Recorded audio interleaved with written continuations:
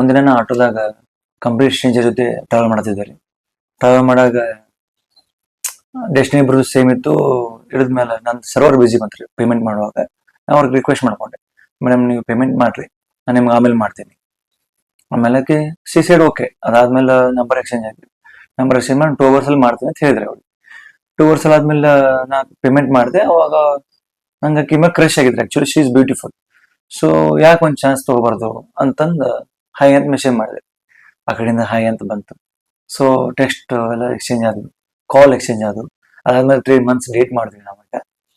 ಇವಾಗ 1 ವಾರ ಹಿಂದೆ ಆಕಿಗೆ ನಾ ಪ್ರಪೋಸ್ ಮಾಡಕ್ ಹೋಗಿದ್ದೆ. ಪ್ರಪೋಸ್ ಮಾಡಕ್ ಹೋದಾಗ ಆಕಿ ಫೇವ್ರೇಟ್ ಕಲರ್ ಸ್ಕೈ ಬ್ಲೂನ ಹಾಕೊಂಡು ಹೋಗಿದ್ದೆ. ನಾಕಿ ಫೋನ್ ಮಾಡಿ ಹೇಳಿದ್ದೆ, ನೀವು ಅದು ಬ್ಲ್ಯಾಕ್ ಡ್ರೆಸ್ ನನ್ನ ಫೇವ್ರೇಟ್ ಹಾಕೊಂಬ ಅಂತ ಹೇಳಿದೆ ಆಕಿ.